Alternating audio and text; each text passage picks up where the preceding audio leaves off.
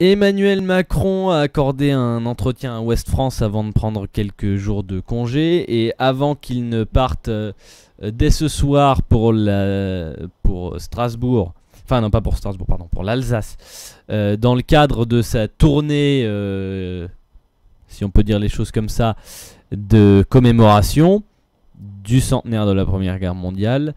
Et il disait à cette occasion que voilà, l'époque actuelle lui faisait penser aux années 30.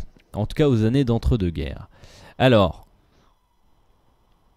juste sur ce point-là, sur cette petite phrase, c'est là-dessus que je souhaite revenir. Bien. Un point intéressant qui est soulevé et il faut l'analyser de différentes façons.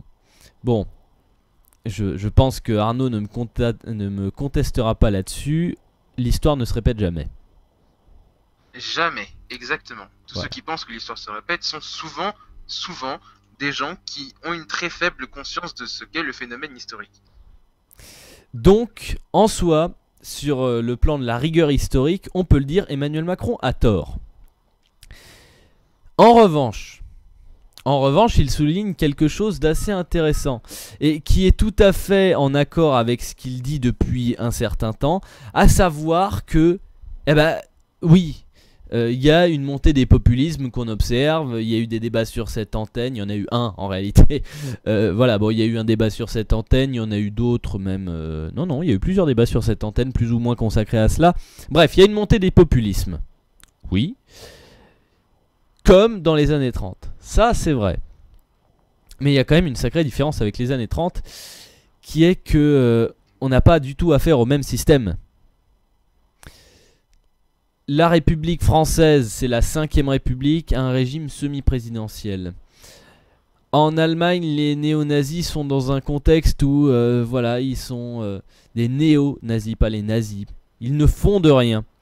En réalité, aujourd'hui, la différence avec les années 30, c'est que on se retrouve avec des mouvements qui sont les héritiers des mouvements des années 30. En ça, c'est la même chose, puisqu'ils prônent la même idée, mais c'est différent dans le sens où ils sont des néo-quelque chose, des néo-conservateurs, des néo-nazis, etc., etc.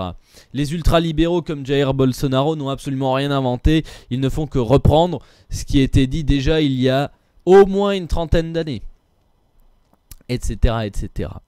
Mais en effet, il y a des craintes qu'on peut avoir sur l'état de la société, sur l'état de la politique, sur l'état du débat politique. On peut le voir assez souvent. C'est un débat qui s'hystérise extrêmement vite, qui devient presque impossible. Et là, en effet, il y a des craintes possibles. Et là, en effet, il y a des craintes que l'on peut avoir. Et là, en effet, on peut comprendre quelques analyses qui ont été faites dès l'élection d'Emmanuel Macron qui disaient, en gros, si Emmanuel Macron échoue, le Front National passe en 2022. Nous verrons, on n'est pas en 2022, j'ai horreur de faire des pronostics 4 ans avant une élection et surtout, il n'aurait absolument aucun sens. Tout ce que je dis, c'est que cette phrase du président est historiquement fausse, mais politiquement intéressante.